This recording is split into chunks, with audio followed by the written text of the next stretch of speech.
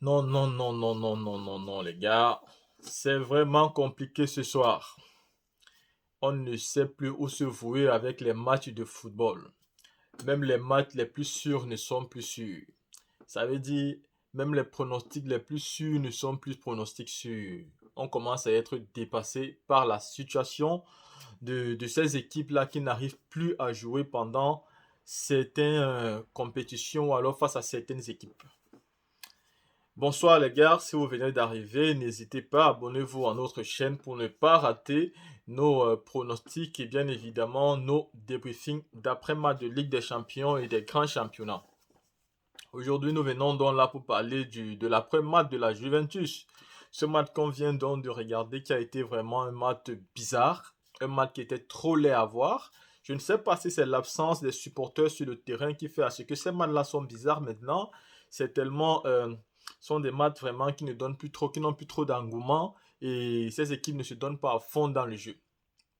Mais déjà, venons sur le match de la soirée, qui est le match de la Juventus. Un match où vraiment la majorité des parieurs aujourd'hui étaient sûrs que la Juventus allait gagner ce match-là, au moins à la normale.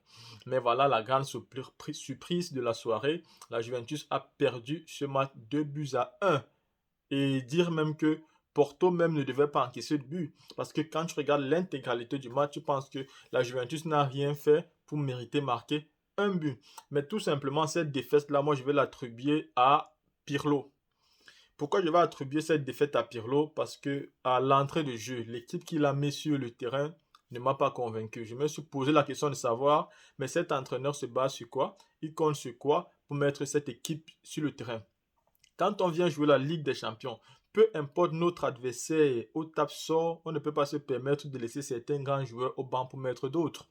C'est impossible. C'est pas parce que tu viens jouer face à Porto que tu vas te permettre de laisser un Morata au banc.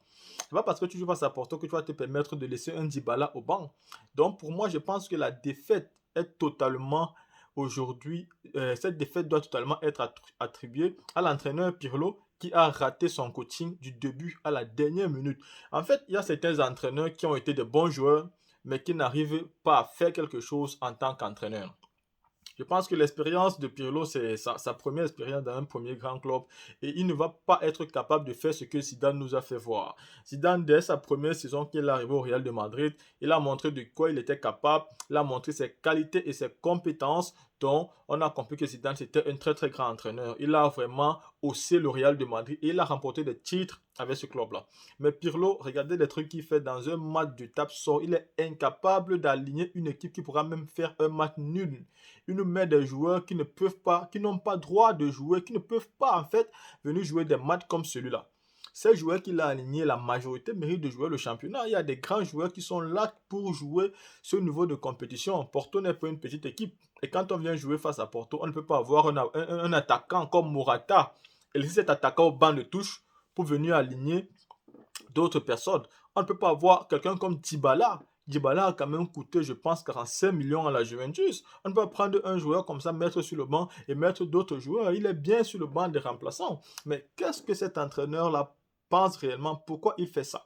Donc aujourd'hui, la défaite de la Juventus, je l'attribue totalement à Pirlo. Et puis je viens deuxièmement avec le latéral Danilo. Le latéral Danilo que j'ai trouvé totalement incompétent aujourd'hui, c'est-à-dire qu'il est incapable de faire des remontées. Il n'a donné aucun centre aujourd'hui. Quel est ce latéral qui ne peut pas donner un centre? Quel est ce latéral droit incapable de donner un centre? Donc tout simplement parce que Guardado n'est pas là, Danilo n'a pas la capacité. Et je pense vraiment, je me dis, mais ces clubs-là, des fois, quand ils vont acheter des joueurs, ils ne se rendent pas compte que ces joueurs n'ont pas la capacité. Est-ce qu'on peut remporter la Ligue des Champions avec un latéral comme Danilo? Les gars, de vous à moi, est-ce qu'on peut remporter une Ligue des Champions avec un latéral comme Danilo? Je pense que c'est impossible. On ne peut pas remporter une Ligue des Champions avec un latéral comme Danilo. Il était au Real de Madrid. Le Real de Madrid, là, c'est-à-dire le Real de Madrid l'a vendu à la Juventus parce qu'il n'avait pas les capacités, parce qu'il n'était pas bon, parce qu'il n'était même pas bon comme remplaçant. C'est pourquoi on l'a vendu. Et si le Real te vend, ça veut dire que tu n'es pas bon.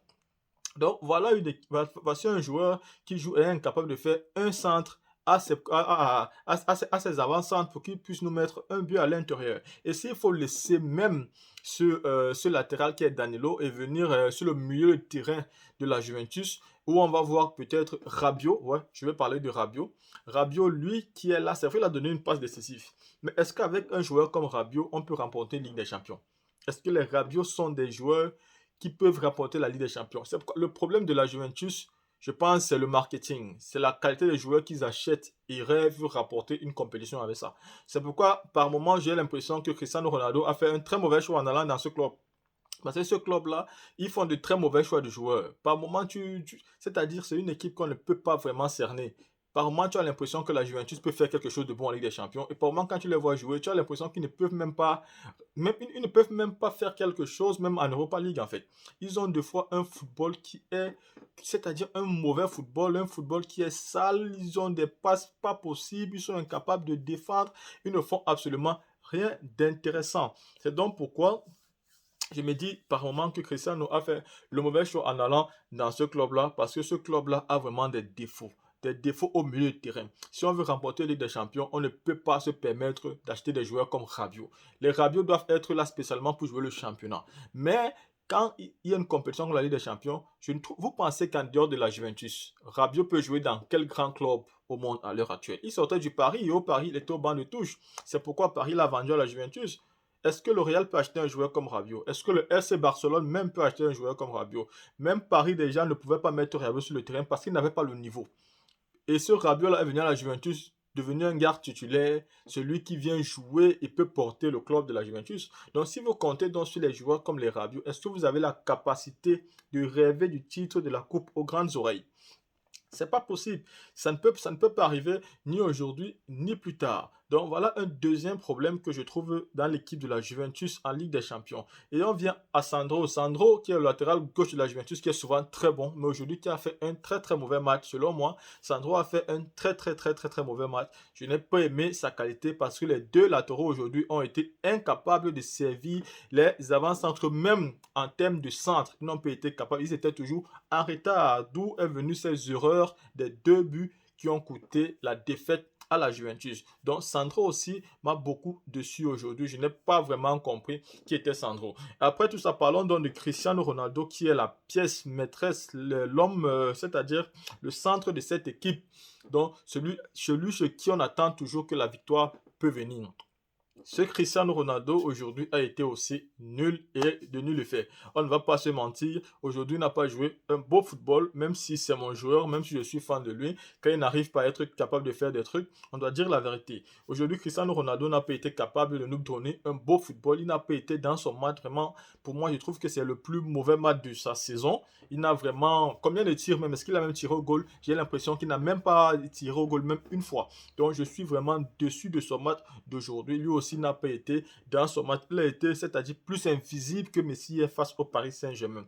Donc vraiment, Cristiano Ronaldo m'a déçu aujourd'hui aussi. Et au final, toute cette équipe de la Juventus n'a pas été capable. Elle a été nulle. Si c'est comme ça qu'elle compte remporter la Ligue des Champions, même si elle se qualifie face à Porto au retour, elle va tomber en quart de finale ou en demi-finale. Parce que pour remporter cette compétition, on a besoin de plus de joueurs que ça.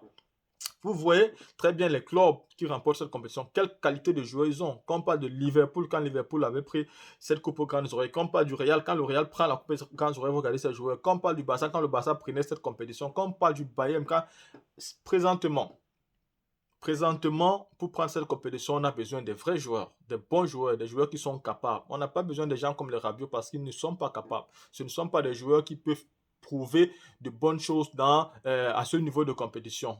Ils ne sont pas capables. Les Rabiot méritent de jouer dans les clubs comme les Naples.